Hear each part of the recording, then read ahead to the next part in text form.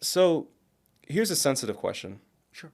In what ways has your ego and pride been your downfall in areas of your life? So, their ego blinds. Mm. And, and I think pride just compounds that blindness. And, for me, it's one of those things where whenever I start thinking about myself too much, Mm. that's where I think I'm being blinded. It's not, and it's never been about me. And sometimes when I realize I've taken that approach, I have regret and mistakes. Mm.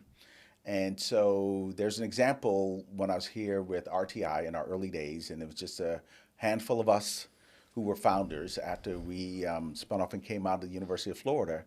We had this brilliant young scientist we brought on board, right? UF Yeah. grad, PhD, great guy. And, you know, I'm sure he had a lot of pride and ego too. And, and he sent out this email that was factually incorrect. And and he's taking these shots and had some stuff about me in there, and I didn't even think twice about him, the company, or individual else. I just knew he was incorrect, and I responded to all in that email and just blasted him Mm. with the true facts, the regulations, the details, the whole industry, the structure. Right. He didn't know. He was new, but he thought, he was correct. So you just try to put you. I mean, like you I put him in his struck back. place. Yeah, Yeah. I Yeah. struck back. I Yeah. retaliated. Right. Right. And I felt good when I did it, right? And it wasn't till later I realized, because this guy was crushed. And he disappeared, he wasn't at work for a couple of days. And everybody's like, woo. It was like don't that? It was like that. It's like, woo, don't mess with me. Don't mess, all this kind of stuff Golly. going on. And it's just like, and then I started really feeling bad. Like, I could have handled that so much better. Mm.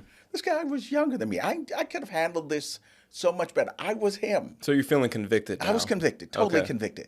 Interesting. I was this guy thinking I knew it all, and if it wasn't for the grace of some mature, wiser people that helped guide me in the right direction, I would probably still be making those things, thinking that it was all about me, being full of pride and ego Right. with my knowledge. I mean, I was very fortunate.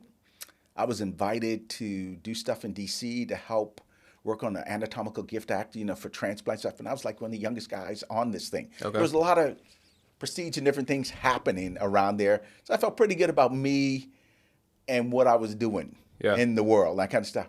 But I was missing a key component in terms of how do you reach out to others and help them Yeah.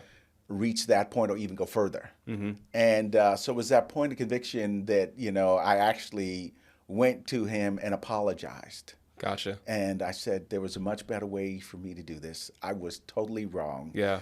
I was just transparent. I reacted. I retaliated. I wanted you to feel some hurt and pain Mm-hmm. because I was really angry. Right. And that was totally immature of me. And I hope you can forgive me because I was wrong. It doesn't matter what you did.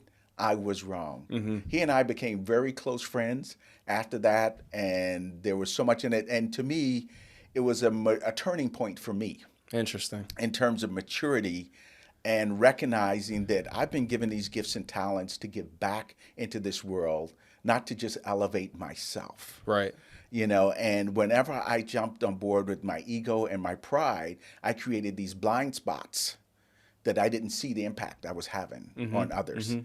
And so it's dying to self, dying to pride, but really, how can I give up myself? Right. And give more to others and help elevate and lift up others, because I didn't get here on my own. And conviction is a powerful. It's a powerful thing, man. Conviction. Like I feel like you can't reach that point unless if you have that conviction. Yeah. And like I believe for both of us, we believe where conviction comes from, the Holy Spirit, right? Yeah, God absolutely. and but there is a certain level of conviction a leader, and by the way, audience, you're a leader. You whatever you do, no matter how many people are We're with all you, leaders. we're all leaders, right?